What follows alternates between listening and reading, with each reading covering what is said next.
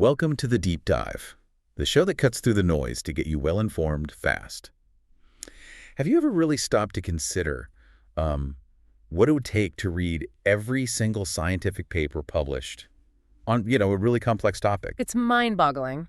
Right. Or maybe imagine trying to analyze the entire human genome letter by agonizing letter. It's basically an impossible task for any one person. Absolutely. The sheer, just overwhelming volume of biological data we have today it's staggering. It's been a challenge pushing the boundaries of discovery for decades, kind of constantly reminding us of our human limits. Yeah, it really puts things in perspective. But here's where things get really interesting, really transformative. Today, we're diving into a world where that impossibility is, it's becoming a tangible reality.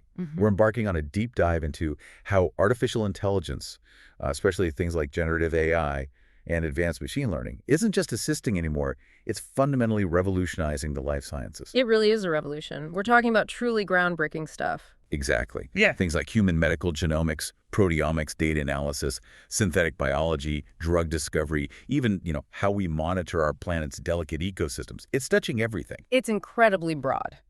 So our mission for you today is basically to give you a curated shortcut, a way to understand this field that's evolving so rapidly and having such a deep impact. Yeah, trying to make sense of it all. We'll unpack the how and the why AI is making these transformations. From diagnosing those really rare genetic diseases to designing entirely new proteins from scratch, and even optimizing complex industrial processes. And crucially, we can't ignore the challenges. Absolutely not. We'll also explore the significant hurdles and the really profound ethical questions that pop up when you start deploying technology this powerful responsibly. So get ready for some, hopefully some insightful moments, maybe even some moments. Definitely. And for this deep dive, we've pulled together a pretty rich stack of recent research and reviews. Good stuff. Yeah, I think so. We've got systematic analyses on generative AI in human medical genomics, some really in-depth studies looking at AI's role in proteomics data analysis, and also broader perspectives covering AI applications across various life science domains. Okay. So the plan is to extract the most important nuggets of knowledge, maybe some surprising facts, just to give you a really comprehensive and hopefully engaging picture of where things stand right now. All right. Sounds like a plan. Let's unpack this then. When we talk about AI in biology, what exactly are we talking about? Let's maybe start with a basic understanding. What is AI and how did we get here? Good place to start. So at its core, AI is really the science and engineering behind creating intelligent machines. Right. Machines that think. Sort of. Well, machines capable of tasks that usually need human intelligence. Things like learning, reasoning, making decisions, solving problems. Fundamentally, it's about looking at huge amounts of data, finding patterns, and then making predictions based on those patterns. And this isn't brand new thinking, is it? Not at all. What's fascinating is how far back these ideas go. If you connect this to the bigger picture, the roots are way back with Alan Turing in 1950. The Turing test guy. Exactly. He was pondering self-learning machines, came up with the famous Turing test, a benchmark for machine intelligence. That was truly radical thinking back then. And then we had things like Deep Blue, the chess computer. Right. Fast forward to 97, IBM's Deep Blue beats Garry Kasparov. Huge moment. But Deep Blue is mostly what we'd call symbolic AI. Meaning? I mean, it operated on a meticulously predefined set of rules. If this, then that, basically. The big shift we see today is that modern AI can kind of learn on the fly from experience. It moves way beyond those rigid preset rules. It's all about adaptive intelligence now. Okay, so that learning on the fly, that's machine learning, ML, and deep learning, DL, right? They're the engines driving this. Precisely. Those are the key technologies. ML, as a core branch of AI, lets systems learn and get better from experience without someone explicitly programming every single step. Like teaching by example. Exactly. Think of giving a student a huge stack of examples and letting them figure out the underlying rules themselves. That's the essence of it. And within ML, there are different approaches. Right. Two primary ones are really relevant in biology.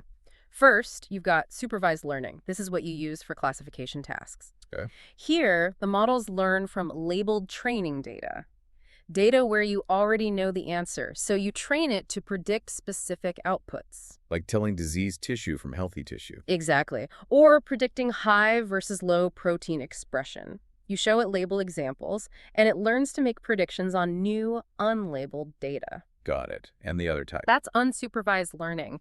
This is more for exploratory data analysis. It's about identifying hidden patterns in data without any pre-existing labels. So finding structure in the chaos.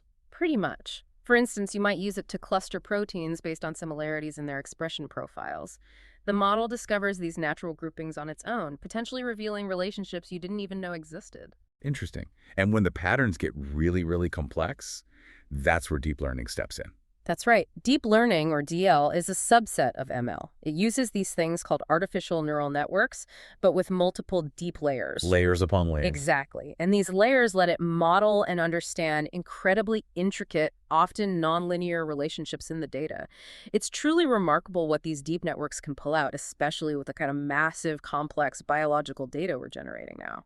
So within deep learning, are there specific types of networks, specific architectures that are particularly important in biology? Yeah, definitely. We see a few key ones pop up again and again. There are convolutional neural networks, or CNNs. They're primarily used for analyzing visual imagery, think complex tissue scans, and also sequence data, like protein sequences. Okay, CNNs for images and sequences. What else? Then you have recurrent neural networks, RNNs. These are specifically designed to recognize patterns in sequences of data where order matters. So think time series proteomics data, or maybe long stretches of genetic code. Makes sense. Sequences over time or space. And finally, we should mention autoencoders. These are often used for dimensionality reduction. Meaning simplifying complex data. Exactly. They help distill the essential features from incredibly complex data sets while getting rid of some of the noise. This really helps with visualizing the data and interpreting what's going on. Okay, CNNs, RNNs, autoencoders. Got it. Now, you mentioned generative AI earlier. That feels like a big step change. It really is, because unlike traditional AI that mostly analyzes or classifies existing information, Generative AI creates new stuff. precisely, it has this unique capability to generate entirely new data. It's not just recognizing the cat in the picture, it might generate a completely novel image of a cat that's never existed before. Wow. And the engine behind a lot of this modern AI, especially language stuff, is this transformer architecture. That's right. Transformer architectures are really the state-of-the-art backbone for many of these models. They're known for their exceptional ability to understand context in unstructured data, particularly text. And within transformers, there are different types, like BERT and GPT. We hear those names a lot. Exactly. Those are the two big ones. So BERT, that stands for bidirectional encoder representations from transformers, is an encoder-only model. Encoder only. Yeah, meaning it's primarily designed to understand input text. And it does it bidirectionally, looking at context from both left to right and right to left at the same time. Ah, so it gets the full picture. Right. This gives it a much more complete understanding of the context, making it really effective for tasks like classifying text or pulling out specific named entities like gene names or disease names from scientific papers. Okay, so BERT understands. What about GPT? GPT generative pre-trained transformer is the other side of the coin. It's a decoder-only model. Decoder. So it generates. Exactly. It excels at generating text. It predicts the next word based on the words that came before it, kind of in a unidirectional flow. Think text generation, complex translation, summarizing dense scientific articles.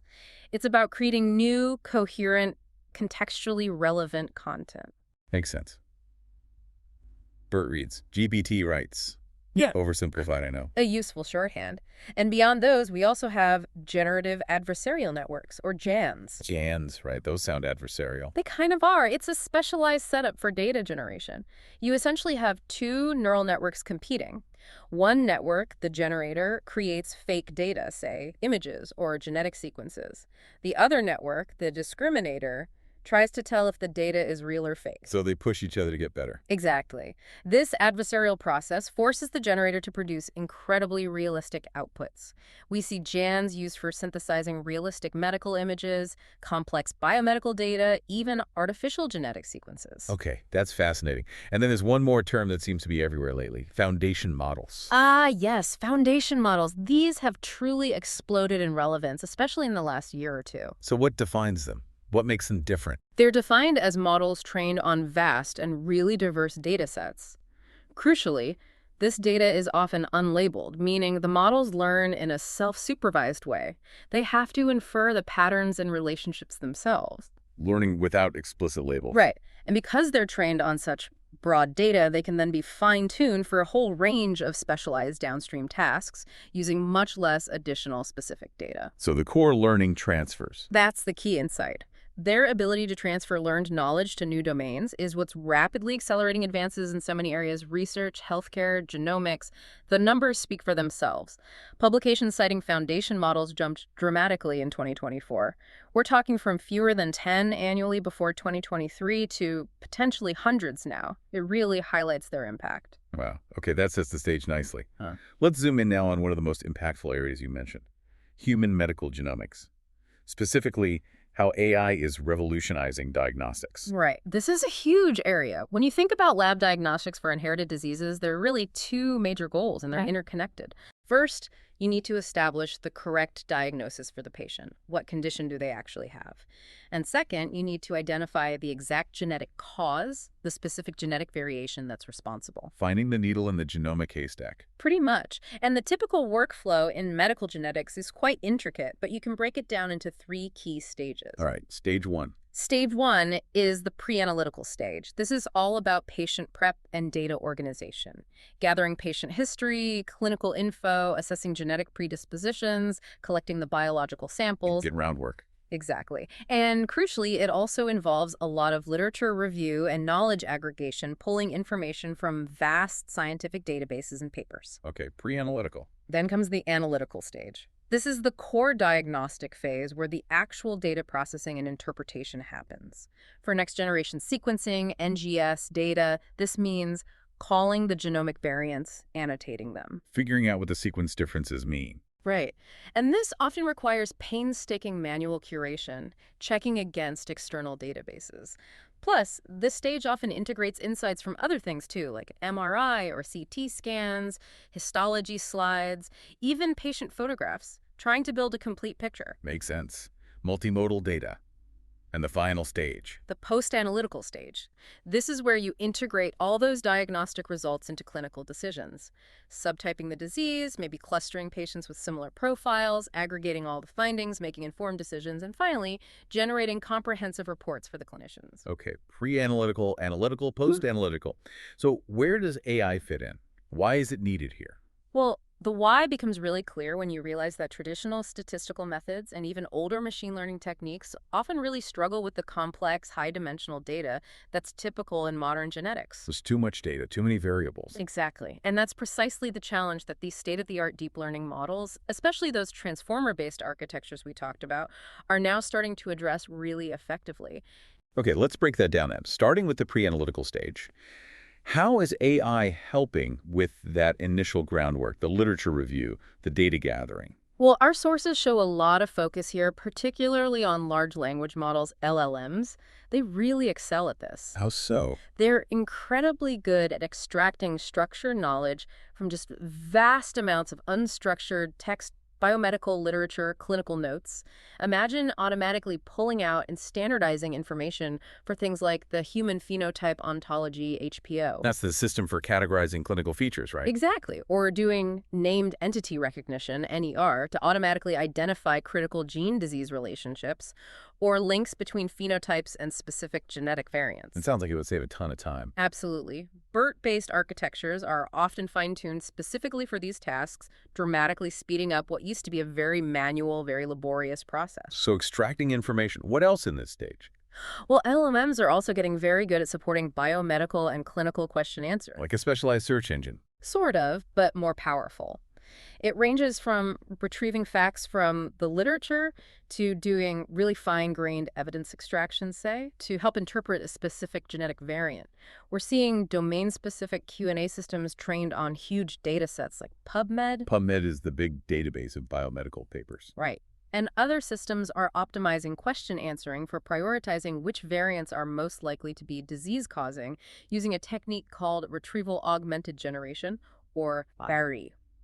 That sounds interesting. How does that work? It's clever. Instead of the AI just trying to recall an answer from its training data, it actively goes and looks up relevant information from a trusted knowledge source like a curated database or recent papers, and then it builds its answer based on that retrieved, verified information. Ah, so it checks its facts before answering. That sounds much safer for clinical use. It definitely improves reliability and accuracy. It's less likely to just make things up or hallucinate, which is a known issue with some LLMs. Okay, so AI helps find and retrieve existing knowledge.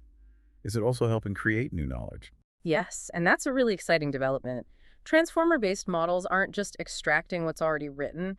They're being used to generate new biomedical knowledge and hypotheses. How does that work? We're seeing models that create new structured knowledge, like graph-based models that map out complex relationships between drugs, diseases, and patient phenotypes, allowing for new kinds of reasoning. Finding connections you wouldn't see otherwise. Potentially. And some models can even generate vector-based hypotheses to predict, say, disease gene associations that aren't explicitly mentioned anywhere in the training data. Wow. That's moving beyond summarizing to actual discovery. It's a pivotal shift. It allows us to potentially go beyond what we already know and uncover entirely new biological connections or therapeutic avenues. Okay, one more area in the pre-analytical stage, risk stratification. How's AI helping there? Right. Here, transformer models and LLMs are used to evaluate a patient's risk for certain diseases. They can process clinical notes, family history information, sometimes even multimodal health data. To predict future risk. Exactly. Assessing an individual's genetic predisposition based on various inputs, or identifying patients across large populations who might be at higher risk and could benefit from earlier screening or preventative measures.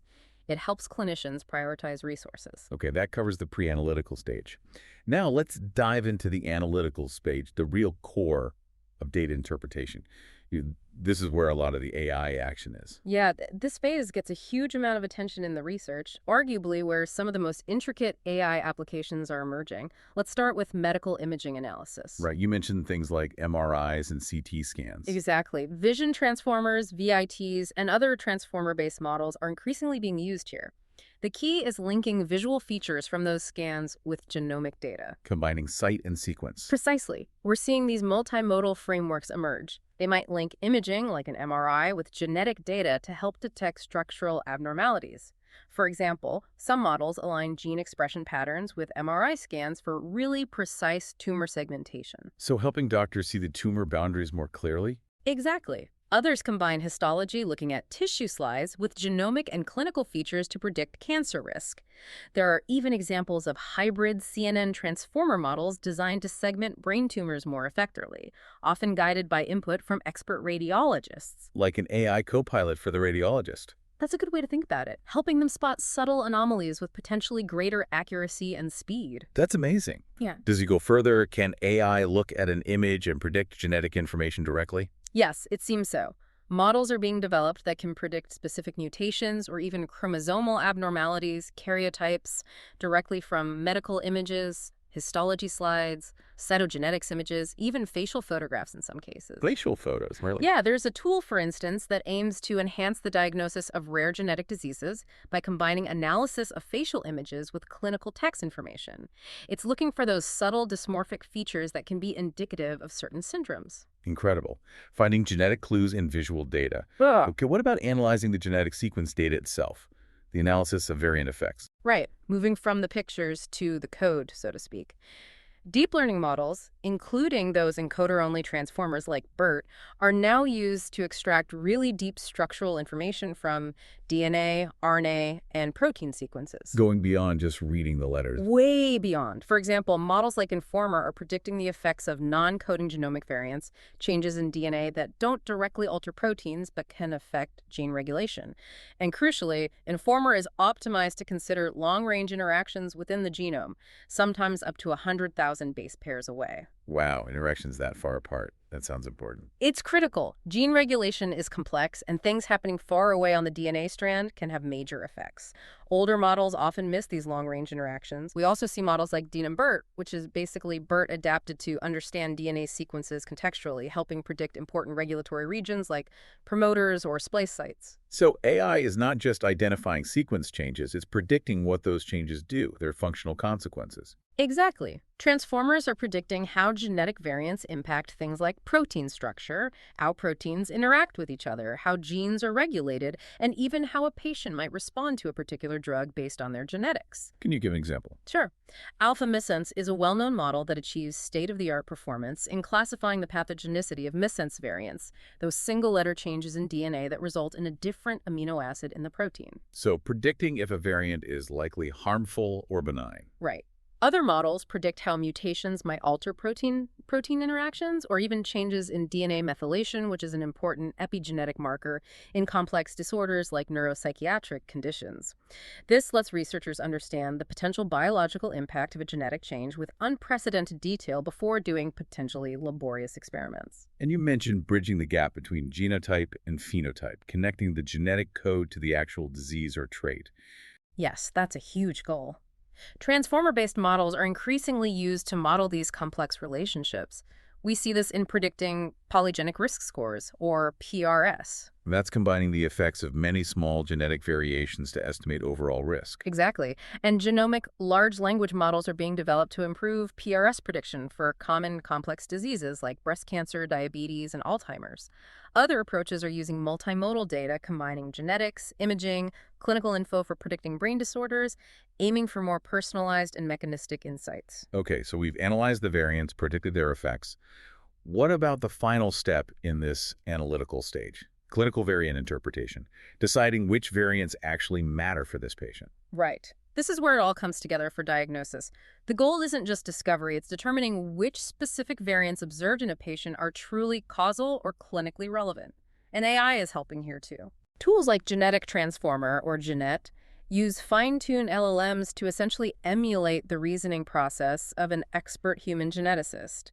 They try to identify the causative variants in rare genetic diseases by leveraging semantic understanding of the disease and phenotype-aware context. So the AI is trying to think like an expert. That's the idea. Trying to connect the patient's specific clinical features, phenotype, with the potential impact of their genetic variants, drawing on vast knowledge bases. And this helps prioritize which variants to focus on. Definitely. Some generative AI systems allow clinicians to interact with them in a user-friendly way, maybe asking questions in natural language to get summaries of the scientific literature related to a specific variant. Yeah. This helps contextualize things very quickly. Other models are applying attention mechanisms specifically to structural variants, larger genomic changes, to understand their impact on gene function. So faster path from raw data to potential diagnosis. That's the goal, reducing the time and effort needed for interpreting complex genomic data. All right, that covers the analytical heavy lifting. Let's move to the post-analytical stage. This is where all the findings get synthesized into actionable clinical insights, right? Exactly. You have all this output from the analytical stage, variant calls, interpretations, imaging analysis. Now you need to make sense of it for clinical use. So how does AI contribute here? One way is through patient clustering and subtyping. Transformer-based models can take all that data, genetic, clinical, imaging, and group patients with similar profiles. Why is that useful? It helps support differential diagnostics. Does this patient fit a known disease subtype? Or maybe they represent a new, previously unrecognized subtype. This can guide treatment decisions and prognosis. Makes sense. Grouping similar patients. What else? Data and results aggregation. AI is really good at fusing diverse data streams, taking variant data, integrating it with findings from the literature, maybe predicting patient outcomes based on similar cases, and even providing initial suggestions for treatment avenues based on the integrated evidence. Handling that complexity again. Precisely. It's computationally intensive, but incredibly valuable for getting a comprehensive view for patient care. And the final output, the report. Yes, clinical report generation and decision support. LLMs are increasingly being used to help generate clinical reports and summaries. Importantly, they can often provide explainable outputs, helping physicians understand the reasoning behind the AI's conclusions. Explainability is key for trust. Absolutely. These models also support clinical decision-making more broadly and can help automate certain clinical processes, all leveraging their improving semantic reasoning capabilities. Imagine an AI helping draft a detailed, accurate report about complex genetic findings, saving clinicians hours of manual writing. That would be a huge help. Is there also a role for AI in just education? Training doctors? Yes, absolutely. And this connects back to the bigger picture. There's a really promising role for generative AI in creating ethical and privacy-safe training materials. How so? Synthetic data again. Exactly. For example, researchers have used AI, specifically GANs, using methods like StyleGAN to generate synthetic facial images of children with features characteristic of rare genetic conditions like Kabuki and Noonan syndromes. To train doctors to recognize the signs. Right. They used these AI-generated images to train pediatric residents, and the results were interesting. While real patient photos were still slightly more helpful overall, the synthetic images significantly increased diagnostic confidence and reduced uncertainty among the trainees. So a safe way to practice recognizing rare conditions without using actual patient photos. Precisely. It opens up powerful new ways to train medical professionals, especially for conditions they might not encounter frequently in person. There's also potential for using things like ChatGPT to generate patient information leaflets tailored to specific conditions or findings. Fascinating. Okay, let's shift gears slightly. We've talked genomics. What about proteomics, the study of proteins? How is AI transforming that field? Proteomics is another cornerstone of modern biology, absolutely. Studying proteins on a large scale gives us fundamental insights into how cells function, what goes wrong in disease, and where we might find new therapeutic targets. Proteins are the real workhorses of the cell. But analyzing them is hard. Extremely hard. It comes with some major analytical challenges. Proteomics data is inherently complex and just massive in volume. What are the specific challenges? Well, first, high dimensionality. You're often dealing with data sets measuring thousands of different proteins, and their levels are often interdependent. It's statistically very complex. Okay, thousands of variables. Then there's data variability. Protein expression isn't static. It fluctuates across different tissues, under different conditions, over time points. Discerning meaningful biological signals from this natural variation is tough. Or trying to hear a whisper in a noisy room. Exactly. And that leads to the third point. The data is often inherently noisy. Techniques like mass spectrometry or MS, which are workhorses in proteomics, generate data that contains background noise and often has missing values for certain proteins in certain samples. Right, so the raw data isn't perfect. Far from it. And finally, if you want the really deep insights, you need to integrate proteomics with other omics layers, genomics, transcriptomics, metabolomics. Data integration for that kind of holistic view is incredibly computationally intensive. Okay, so complex, high-dimensional, variable, noisy data, hard to integrate. Yeah. Sounds like a job for AI. Precisely. AI positions itself as a truly transformative tool here. It significantly enhances data processing, helps find those subtle patterns, improves predictions, and ultimately accelerates discovery, fostering a much deeper understanding of the proteome. So what are some of the key applications? How is AI actually being used in proteomics? Let's break it down. First, just identifying and quantifying the proteins themselves. Protein identification and quantification. From that noisy MS data. Exactly. Machine learning models, including deep learning, are used to process the raw mass spectrometry data.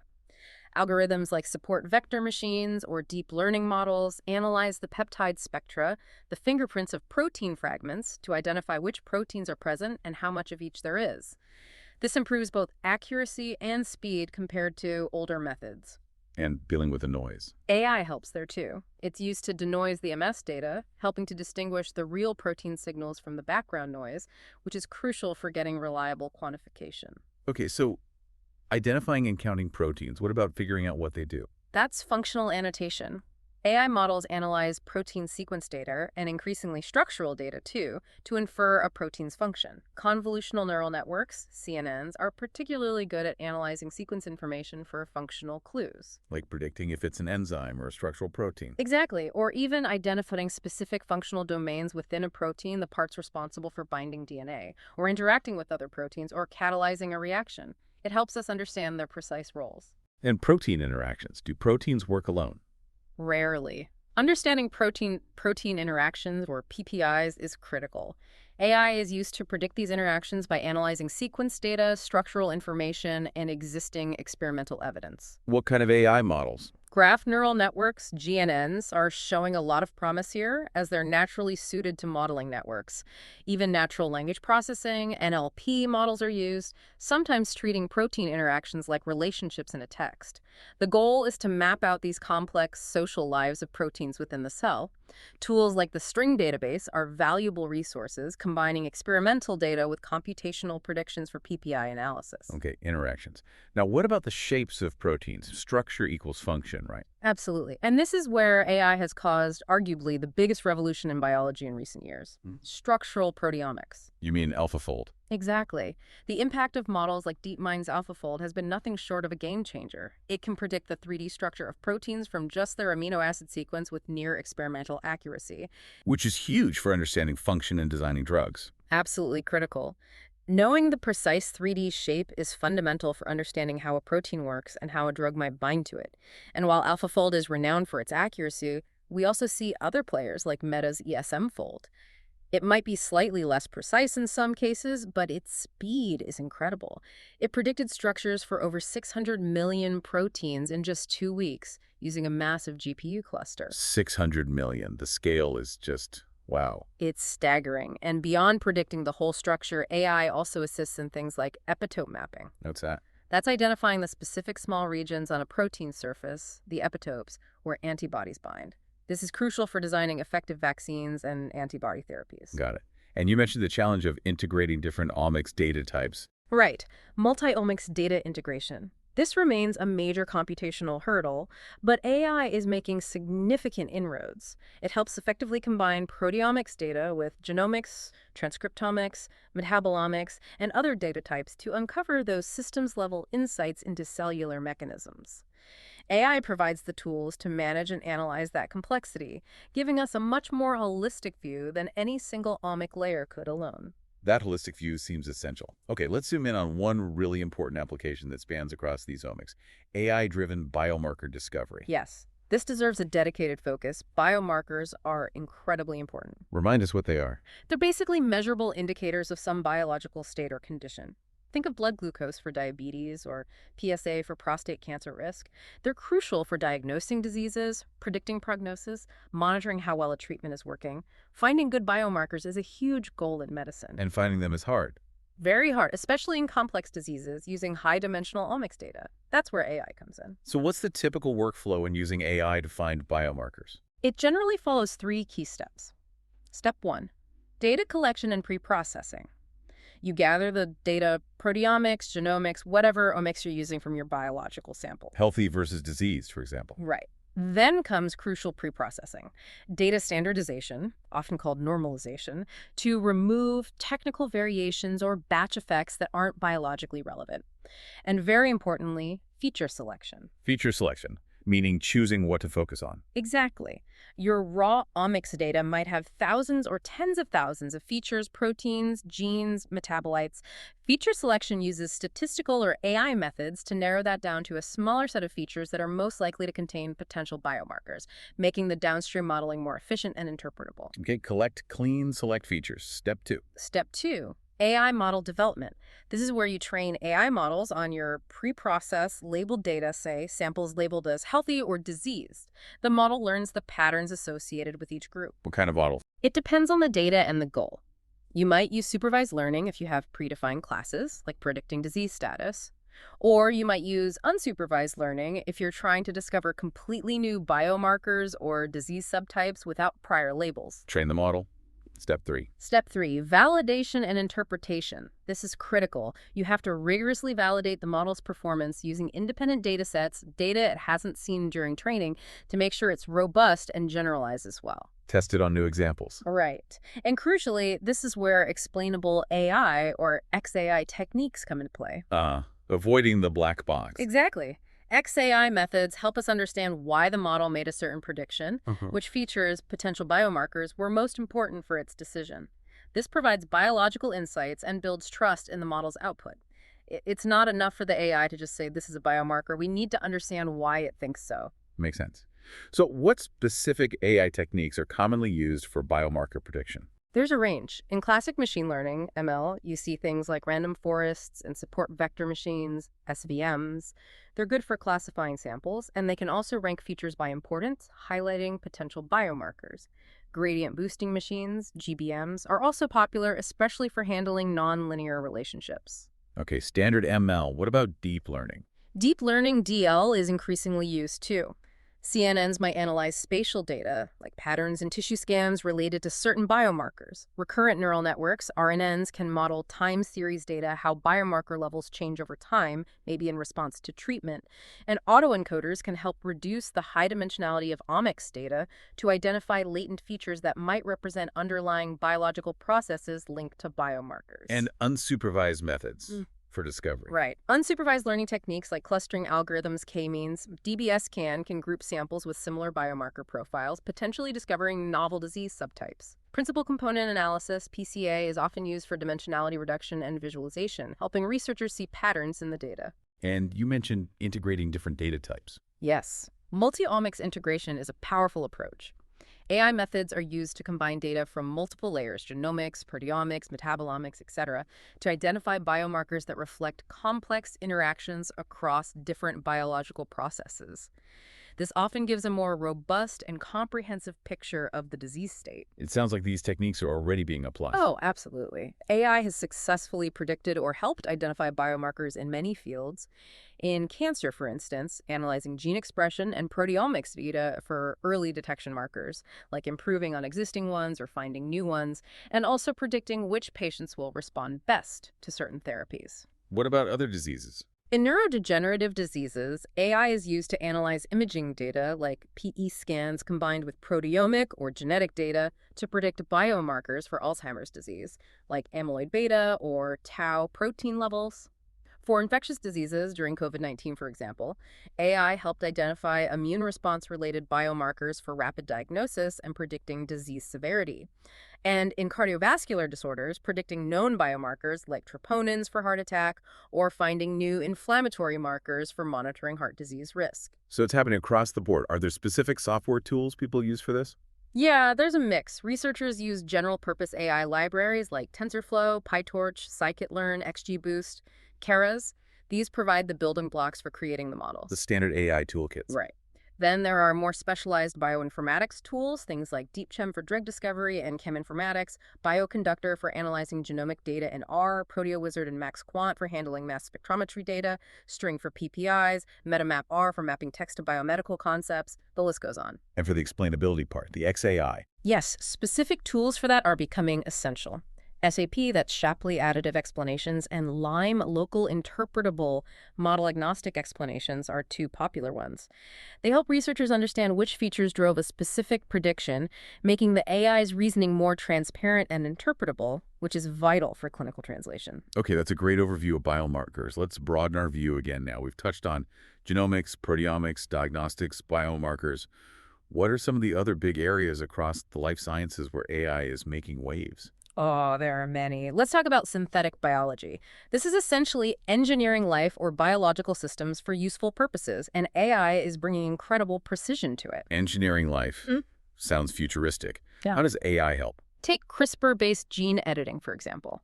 CRISPR-Cas9 is a powerful tool, but one challenge is ensuring it edits only the intended target in the genome. AI is significantly enhancing this. By analyzing genomic data to predict potential off-target effects, those unintended DNA modifications elsewhere in the genome.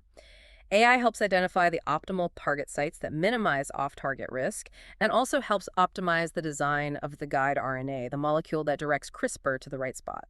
This makes gene editing safer and more efficient. Okay, making CRISPR better. What else? Gene sequence optimization. If you want to insert a gene into an organism to make it produce something, say a drug or a biofuel, the exact DNA sequence matters. Machine learning and deep learning models analyze genetic data to determine the ideal gene sequence for a specific function, maybe to maximize protein production or stability. Designing the code for optimal performance. Exactly. Companies are using AI for this, and related to that is protein design and engineering. We talked about AlphaFold predicting existing structures, but AI is also used to design novel proteins from scratch. Creating proteins that don't exist in nature. Potentially, yes.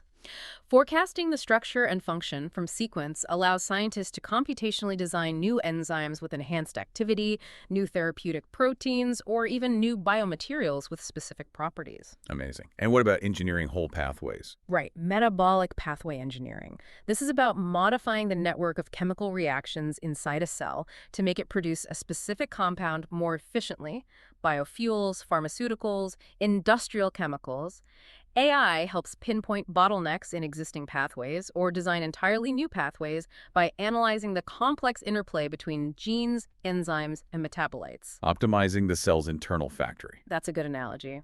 And finally, in Synbio, AI is even helping with automated experiment design. It can help optimize the whole experimental process, predicting which experiments are most likely to yield valuable results, guiding researchers, and sometimes even controlling robotic lab automation systems. Making the research itself more efficient. Less trial and error, faster path to results. Okay, synthetic biology is fascinating. What about drug discovery? You mentioned it earlier, but let's dive deeper. You said it's long and expensive. Extremely. Traditional drug development is a really rigorous process, no doubt, but it's incredibly long and expensive. We're talking 5–10 years, sometimes longer, and costs can run up to or even exceed $2.5 billion per drug. Billion with a B, wow. Yeah. And the success rates are sobering. Only about 13.8%, maybe even less, of drugs that enter phase 1 clinical trials eventually get final FDA approval. It's a high-risk, high-cost endeavor. So the need for improvement is massive. How does AI help specifically? Several ways. One big one is virtual screening. AI methods can rapidly sift through enormous digital libraries of chemical compounds. Databases like Tumble or ZNC might have millions or billions of molecules. Looking for potential drug candidates. Exactly. AI models predict which molecules are most likely to bind to a specific disease target, like a protein, and have drug-like properties. This drastically narrows down the number of compounds that need to be synthesized and tested experimentally, saving huge amounts of time and money up front. Screening existing chemicals. What about designing new ones? That's de novo drug design. This is where generative AI really shines. Instead of just screening existing molecules, AI models are used to generate entirely new chemical structures from scratch, designing them computationally to have specific desired properties like high potency, good absorption, low toxicity. Building the ideal drug molecule digitally first. That's the idea, opening up completely novel chemical space. Another powerful application is drug repurposing. Finding new uses for old drugs. Exactly. AI analyzes vast amounts of data, drug properties, disease mechanisms, clinical trial results, scientific literature to identify existing drugs that might be effective against different diseases than the ones they were originally approved for. We saw that with COVID, right? Yes, that was a prominent example. AI played a role early in the pandemic, predicting that certain existing drugs, like dexamethasone, might have potential against COVID-19 based on analyzing biological pathways and drug interaction data. This approach also leverages real-world data, electronic health records, insurance claims to find drug disease associations that might not be obvious just from lab studies. And AI helps, even after a drug candidate is found, in clinical trials. Increasingly, yes. AI is playing a role in clinical trials, CTs. Models are being developed to assess the likelihood of a drug succeeding as it moves through the different phases of clinical trials, phase 1, 2, 3. Some algorithms are showing pretty good accuracy, around 80% in predicting phase transitions. Predicting success or failure earlier. Potentially, yes. This could help optimize trial designs, maybe identify patient subgroups most likely to benefit, and predict patient outcomes, ultimately aiming to make trials more efficient and increase the overall success rate of drug development. Okay, huge potential in medicine. What about outside the lab, like ecology and environmental sciences? Yes, AI is making inroads there too. Ecologists deal with massive data sets, often from remote sensing, camera traps, acoustic monitoring. AI helps them analyze this vast amounts of data. For that kinds of tasks. Monitoring and prediction. AI helps monitor changes in species populations and ecosystems, measure things like air quality, track how species distribution is changing, perhaps due to climate change. It's also used to build predictive models for complex events like wildfires. Predicting where fires might spread. Exactly. Or even identifying which animal species are likely carriers of certain diseases, like predicting which bat species might harbor filoviruses like Ebola. That's important for understanding zoonotic disease spillover risk. That sounds crucial. What about data quality in ecology? Is that an issue? It definitely can be. Think about citizen science platforms like iNaturalist, where people upload photos of plants and animals. It's amazing data, but sometimes there are errors, mislabeled species. AI can be trained to help clean this data, identifying potentially erroneous records. AI checking the quality control. Right. And AI also helps address challenges in data interoperability, making data from different national monitoring programs compatible so you can build global data sets. This is feeding into initiatives like the UN Environment Programme's Global Environmental Data Strategy, aiming for better data sharing by 2025. And for conservation directly. Yes, conservation applications, AI assists in tracking at-risk populations. You mentioned the MIT Elephant Book platform using computer vision to identify individual elephants in Kenya from photos. That's a great example. It allows monitoring without physically capturing and tagging animals. But there are risks. Yes, data sensitivity is huge. If AI helps map the precise locations of endangered species, that data needs extremely careful handling. In the wrong hands, it could actually facilitate poaching or habitat destruction. So ethical data management is paramount. Absolutely. Okay, one more sector, agriculture and industrial biotechnology. Optimizing things for sustainability. Exactly. In agriculture, often called precision farming, AI is making a big difference. AI-based machine vision can analyze images of plants much faster than humans, helping breeders identify and select improved crop varieties more quickly. Speeding up crop breeding. Yes, and drone technology equipped with AI is used to monitor crop health across large fields. For example, using advanced neural networks like EfficientNet V2 to detect plant diseases from drone imagery with incredibly high accuracy, like 99.99% in some studies. Wow. Spotting disease outbreaks early. Right. AI algorithms, often neural networks or genetic algorithms, are also used to optimize crop yield prediction for major crops like soybeans and maize, helping farmers make better decisions. And they inform smart irrigation systems, optimizing water use. AI-based smart sprayers can even identify weeds and target them specifically with herbicides, reducing overall chemical use. Making farming smarter and greener. What about industrial biotech? Right. Industrial biotechnology, sometimes called white biotechnology. This is about using biological systems, microbes, enzymes for sustainable manufacturing. AI and machine learning help optimize these bioprocesses. Like making enzymes or biofuels. Exactly. Optimizing conditions for enzyme production by microbes or maximizing biofuel yield from renewable sources like agricultural waste. Integrated AI models, combining neural networks and genetic algorithms, are used for this. AI also aids in metabolic engineering to create high-performing microbial strains, like engineering cyanobacteria to produce more biomass for biofuels. Fine-tuning microbes for industrial jobs. Pretty much. And AI even helps with things like real-time forecasting of market demand for bio-based products, or even quality assessment, for instance, using AI models trained on aroma profiles to assess the quality of beer during production. It's all about using biology more efficiently and sustainably for industrial purposes. Okay, that covers a huge range of applications. This brings us back to something you highlighted earlier, the power of these foundation models across biomedical research. You said they're having a profound impact. They really are. It's worth revisiting them specifically because they represent such a significant trend. What makes them so impactful, again, is that they're trained on these massive, diverse, often unlabeled data sets. They learn fundamental patterns in relationships in a self-supervised way. Learning the language of biology, in a sense. That's a great analogy. They learn deep representations of biological data, genes, proteins, cells, making predictions even for inputs or contexts they haven't explicitly seen before, much like a human expert develops intuition. And you said their key strength is integration. Absolutely. Their profound ability to integrate diverse data types, genes, amino acids, proteins, chromatin structure, single-cell data, even medical images and text, all within potentially a unified framework.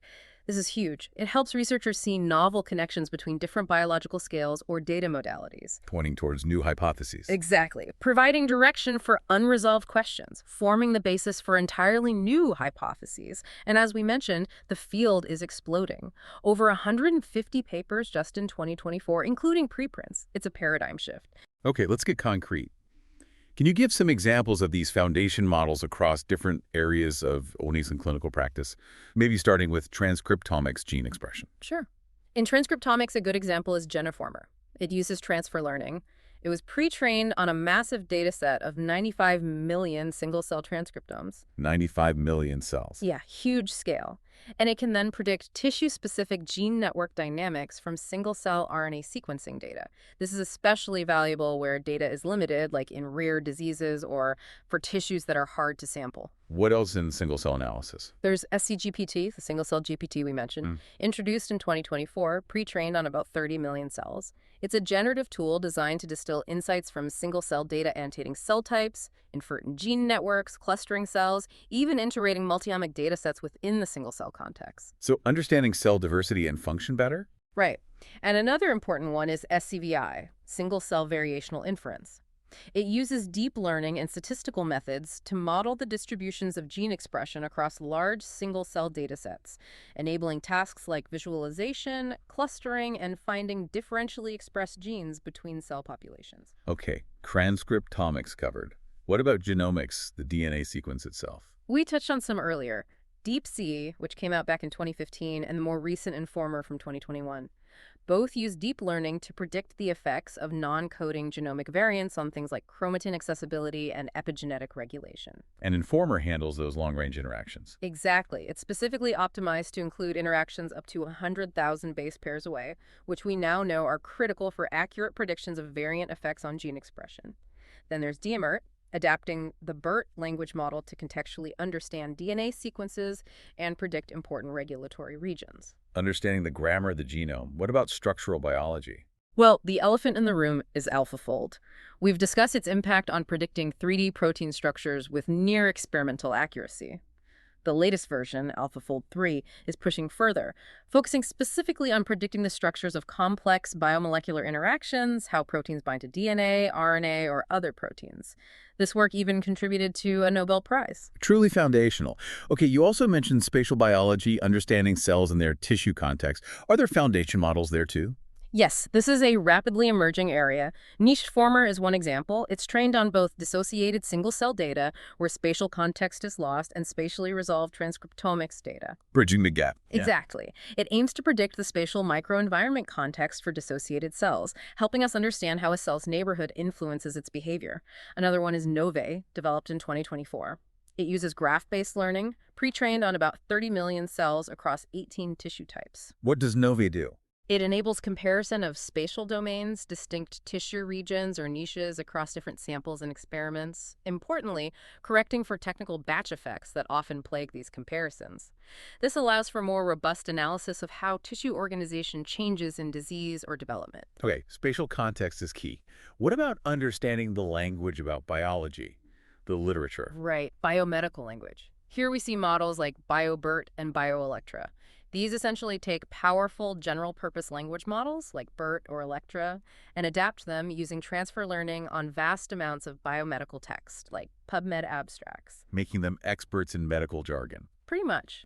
This significantly improves their performance on specific biomedical text mining tasks, extracting relationships, answering clinical questions, summarizing research compared to the general-purpose models. And applying these language and vision concepts in actual clinical practice. Yes. We mentioned CICO and CH, contrastive learning from captions for histopathology. It's trained on over 1 million image caption pairs from pathology reports.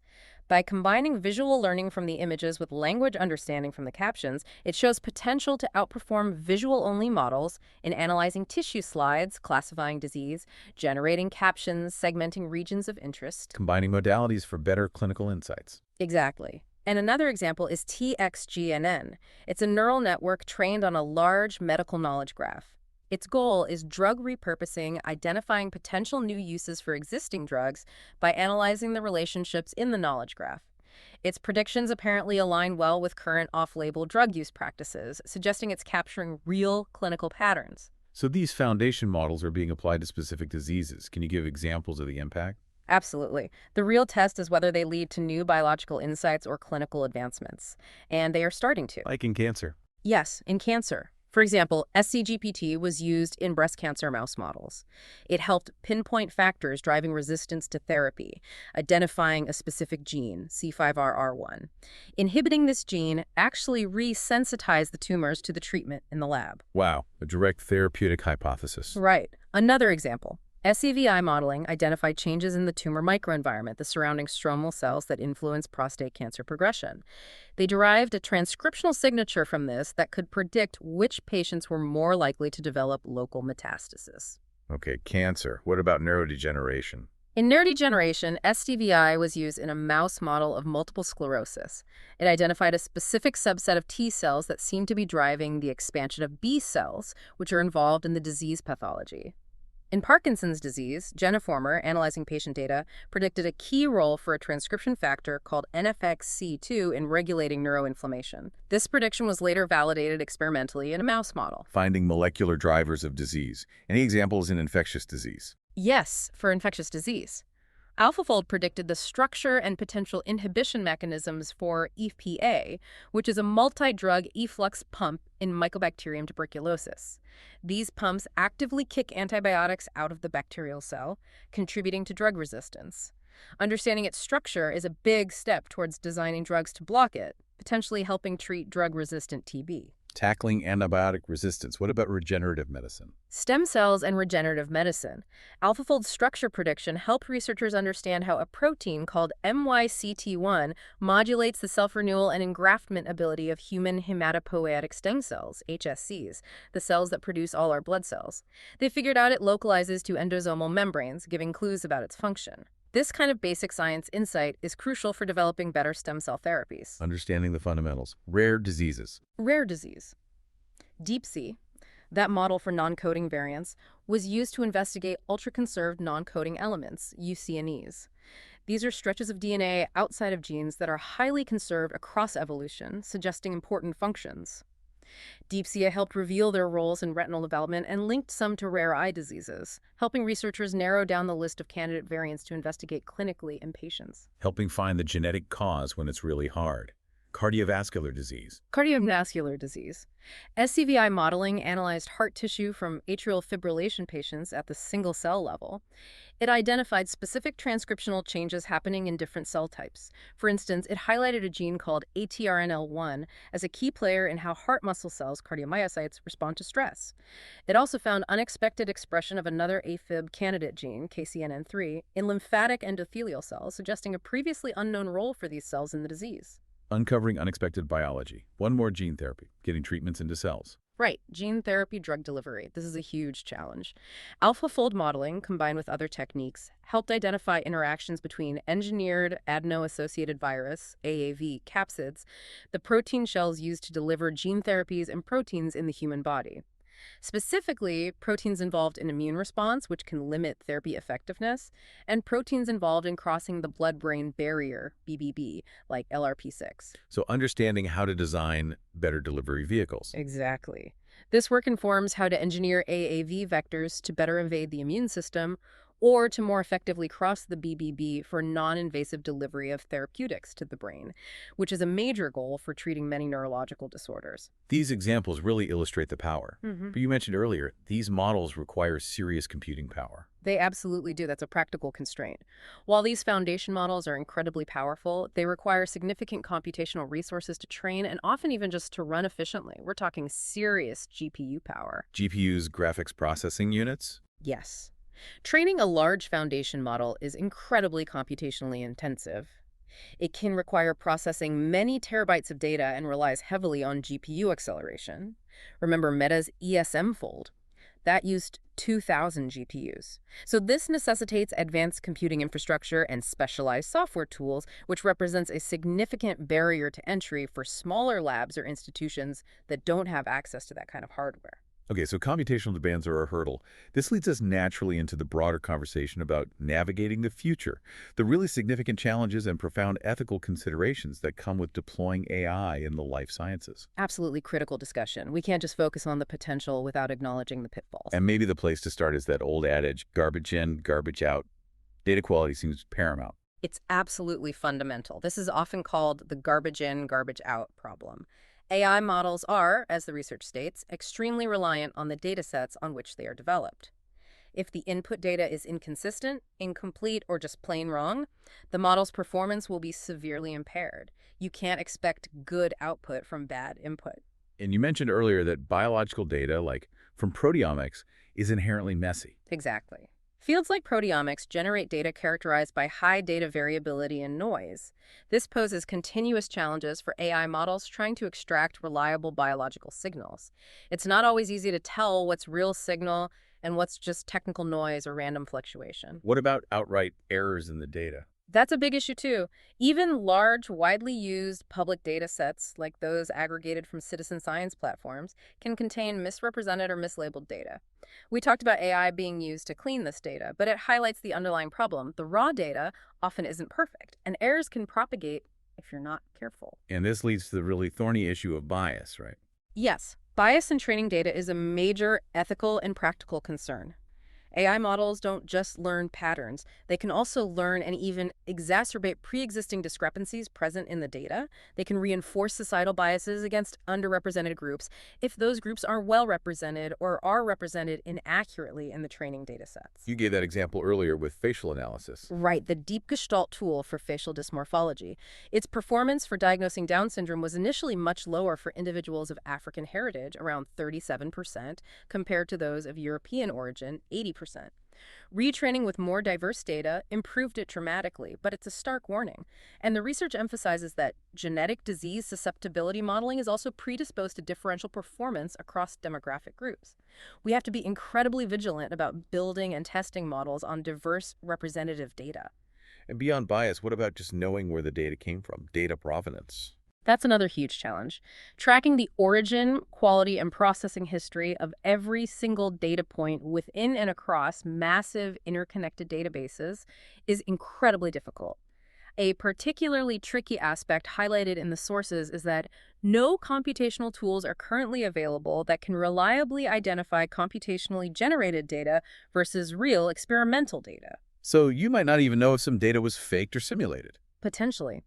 This makes manual validation almost impossible as data volumes explode, and it creates a real risk of errors propagating silently through the system if generated or poor quality data gets mixed in without clear labeling or tracking. Okay, data quality and bias are huge. Yeah. What about understanding the models themselves, the black box dilemma? Right. This is a persistent criticism, especially for complex deep learning models. They often suffer from black box characteristics. It's difficult, sometimes nearly impossible, to understand how the model arrived at a specific prediction. You get an answer, but you don't know why. Exactly. And this lack of transparency is a major barrier to trust and widespread adoption, particularly in high-stakes fields like clinical medicine or scientific research, where understanding the underlying mechanism or reasoning is often just as important as the prediction itself. It hinders our ability to derive biological insights from the model's workings. Are there practical consequences to this lack of transparency? Yes. One issue highlighted is non-determinism and model drift. Studies evaluating advanced LLMs like GPT-4 in clinical workflows, such as variant assessment, found that the model's output could vary even for the same input, and its performance or behavior could change over time as the model is updated. The researchers concluded this must be addressed before deployment in diagnostic settings. You need reliability and consistency in healthcare. Unpredictable AI is not good for doctors or patients. Absolutely not. And this ties into the risk of misplaced trust. Generative AI, LLMs in particular, can be very fluent and persuasive. They can sound highly confident even when they're wrong. In healthcare, a wrong answer can mean a misdiagnosis or worse. The stakes are too high. Exactly. So building robust risk management frameworks, ensuring rigorous validation, and always having human validation and oversight are crucial responsibilities. Predicted biomarkers, for example, need extensive experimental and clinical validation to ensure reliability before ever being used to guide patient care. We can't just take the AI's word for it. Okay, data issues, trust issues. What about just the practicalities, computational resources, and implementation hurdles? We touched on the demanding infrastructure. Training large foundation models is incredibly computationally intensive, needing serious hardware, especially GPUs. This requires advanced infrastructure and specialized expertise, which isn't available everywhere. And the cost. Cost barriers are real, not just for training huge models, but even for deploying certain AI applications. Think about those advanced drones with high-res sensors for precision agriculture. They can be highly expensive for small farmers, potentially widening the gap between large industrial farms and smaller operations. So access isn't equal. What about integrating AI into existing systems? That's another hurdle. Integration challenges persist, especially when trying to integrate multimodal data, genomic sequences, imaging reports, electronic health records into unified, seamless, and clinically robust pipelines. Getting different systems and data types to talk to each other effectively is often harder than building the AI model itself. And the rules, the regulations. Regulatory lag. This is a big one. As one source put it, if technology is racing ahead, regulation is struggling to keep pace.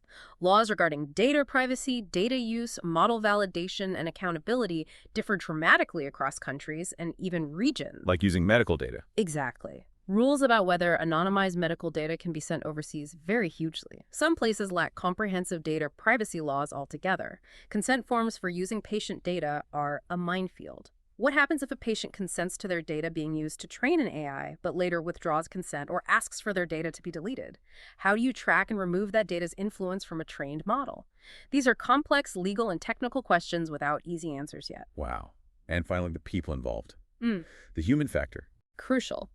A significant challenge, as highlighted in our reading, is persuading people that you were there to augment, not replace them.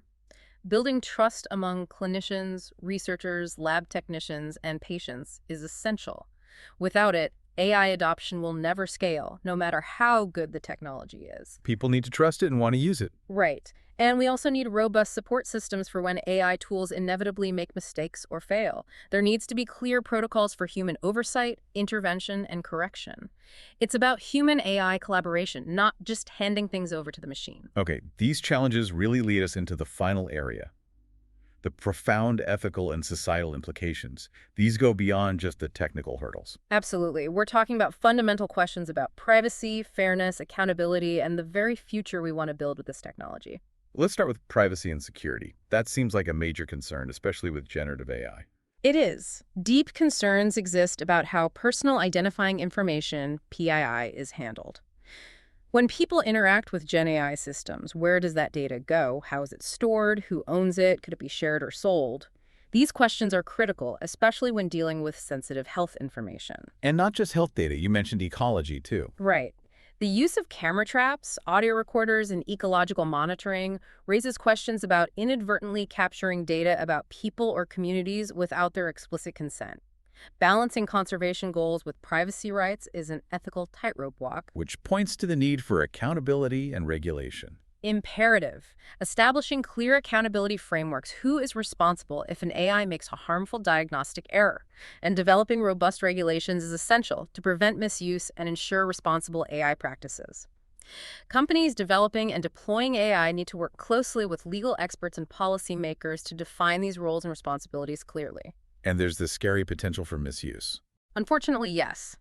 There's a tangible concern that generative AI, particularly models trained on biological data, could potentially be misused, for example, to design new pathogens or enhance existing ones. Some researchers are already building safeguards, like explicitly excluding virus genomes from training data for certain generative models, but it's a risk that requires ongoing vigilance and discussion. That's sobering. What about fairness, access, and equity? This is a double-edged sword. AI has the potential to improve access to expertise or diagnostics in underserved areas. But as we discussed with cost barriers and potential biases, if not managed carefully, AI may also exacerbate pre-existing discrepancies. Ensuring equitable access to the benefits of AI and mitigating potential harms for vulnerable populations has to be a central goal. This sounds like it needs global cooperation. It really does. Highlighted in the sources are initiatives like the UN's proposed Global Digital Compact. The aim is to foster international collaboration to narrow the gap between rapid technological evolution and the development of global governance frameworks, working towards an open, free, and secure digital future for all. We need shared principles and standards. And what about the people working in the field? Expertise and education. There's a clear and growing need for improved educational programs for biologists, clinicians, and life scientists, not just on how to use AI tools, but also emphasizing best practices in data engineering, understanding model limitations, interpreting results critically, and navigating the ethical considerations. We need a workforce that is both AI literate and ethically aware. So at the end of the day, AI is a tool. Exactly. A powerful tool, but still a tool. It's crucial to acknowledge, as one review put it, that AI-based approaches will not always lead to improved categorization or better prediction than present methods. It's not a magic bullet. AI should be employed within the proper context to address a pertinent question or resolve a significant issue, always with human judgment, critical evaluation, and ethical oversight. It's a really important perspective to maintain. Okay, as we wrap up this deep dive then, it feels like we've covered a massive amount of ground. We definitely have. You've really seen the incredible breadth and depth of AI's impact across the life sciences. I mean, from the incredibly intricate dance of genetic variants and protein structures, all the way to optimizing the global food supply and helping us understand complex ecosystems. Yeah, the scope is just immense. AI is clearly accelerating discoveries at an unprecedented rate. It's fostering a much deeper understanding of biological complexity, and it's truly transforming what we thought was possible to areas like medical diagnostics, drug development, and so much more. It really feels like more than just a passing trend, doesn't it? Yeah. It seems like a pivotal shift in how we approach biological research and its applications. I completely agree. It represents a fundamental change. And those foundation models we discussed in particular are proving to be incredibly powerful integrators of diverse data. They're paving the way for insights we couldn't have imagined even a few years ago, allowing us to ask entirely new kinds of questions. And it's a significant but. We've also spent a good amount of time shining a light on the critical challenges. As we must. The absolute necessity for impeccable data quality, the ongoing quest to make these powerful black box models more interpretable and trustworthy, the huge ethical imperatives around privacy, mitigating bias, and ensuring responsible development. And, of course, the urgent need for robust, thoughtful regulation that keeps pace with the technology. Yeah, this journey is definitely ongoing. And what comes through clearly from all the sources is that the human element, your understanding, your critical thinking, your ethical judgment, remains absolutely central to navigating this journey successfully. AI is a tool. Humans wield it. That's a great way to put it. So maybe a final provocative thought for you, our listener, to reflect on as you go forth from this deep dive. Okay. Consider this. AI isn't just changing what we can discover in biology. It's fundamentally changing how we interact with, and maybe even engineer, life itself. That's a profound point. So what new ethical responsibilities does this profound power bring? How can we collectively ensure that this incredible technology is harnessed wisely, responsibly, and truly for the benefit of all humanity, while also respecting the delicate balance of the natural world we depend on? Big questions, no easy answers. No easy answers indeed. But the future of the life sciences powered by AI is unfolding right now, all around us. And hopefully after this discussion, you're now better equipped to understand it, engage with it, and maybe even help shape it.